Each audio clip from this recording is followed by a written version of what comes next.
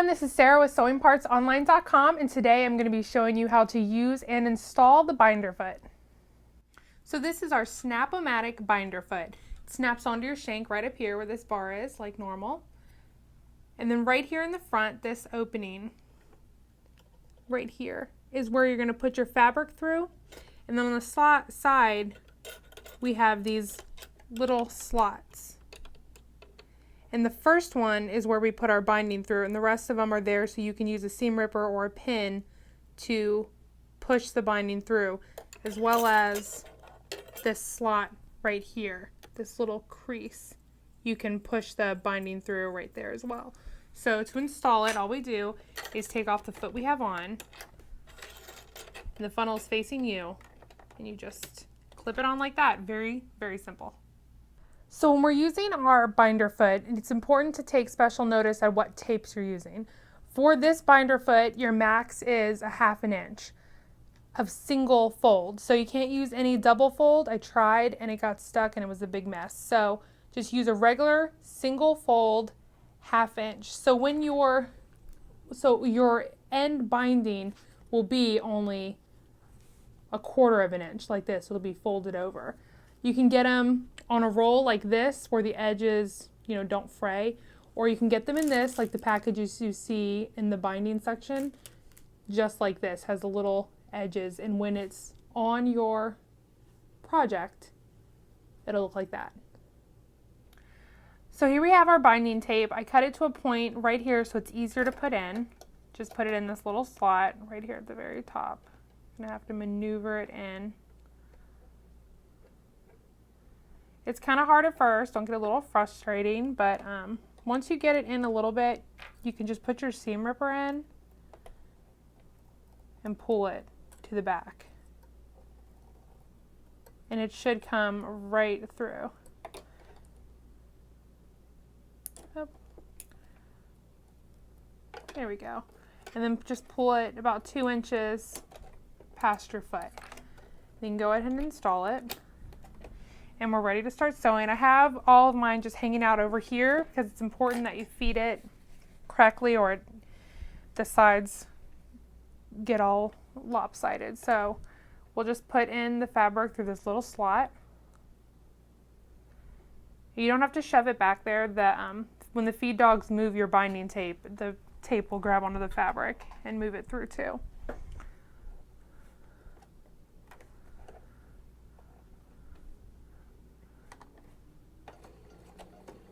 As long as your needle is grabbing the binding tape, it should be fine. And I noticed sometimes that my binding tape does kind of shift around on me, so I'll just keep an eye on my needle position and move it over as needed. If I see it's starting to go off on me, I'll just move it over a little bit until it's grabbing both the fabric and the binding tape. You can hold your binding tape up at an angle if that's easier for it to get it on your fabric. It just depends how it's feeding on your machine. Once you get the hang of it, you can really speed it up a little bit. And if you do have some sections that didn't catch the binding tape, that's all right. You can just go back, take out a little bit of the stitches and hand tack it down. It's no big deal. You can make it the stitches longer or shorter. You can move it over to a zigzag if you want.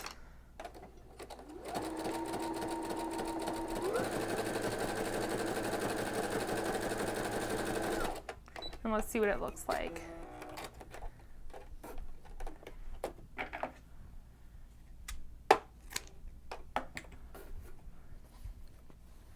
Here you can see it's nice and even, perfect stitch, exactly what we want. And over here, it went over to a zigzag, catching both the binding tape and the fabric. So this time I'm going to use some twill tape and some knit fabric. So you can use this foot with knit fabric. A little tip though, if your edges are rolling all over the place, starch them down nice and flat first and put in a basting stitch to help keep everything stabilized while it's going through this foot. So same as before. We're just going to slip it in like this and make sure our needle is where we want it. Let me go ahead and, yep, that's catching it. So make sure everything, it's a little harder with knits, especially a light knit like this, but that's okay.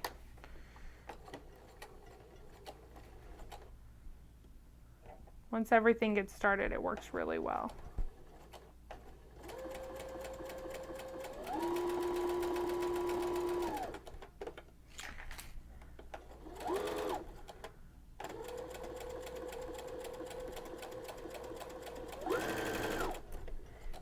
So just trying to make sure that this isn't slipping all over the place. It is a little bit harder with knits, but it still comes out looking really, really good.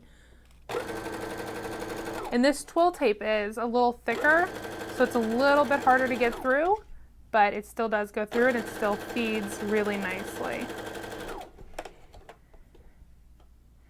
Just gonna have to, once again, stabilizing the fabric with some starch is kind of the key to using this foot with knits. And I have my twill tape over here to the side, just because I think it feeds better. And let's take a look at how it turned out.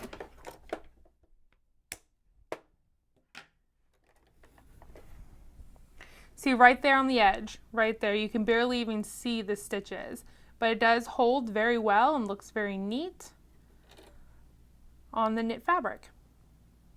So this time I'm going to show you how we go around a corner, and this corner also goes straight into a curve. So you'll see with this foot you can go around corners and you can go on curves. So we've got right up to the corner. We're just going to go and sew about 1/4 of an inch from the corner, and we're going to put our needle down and flip it back into the binding. Just like that. So we went from like this back here in here to the binding. And then we'll also be going into, you're gonna have to kind of help maneuver it. It's definitely a little bit finicky.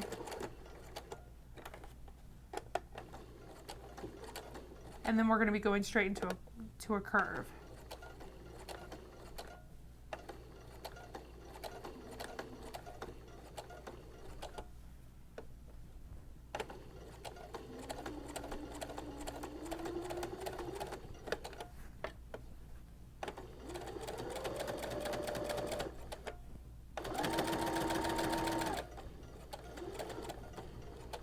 Keep an eye on your binding, making sure it's catching both.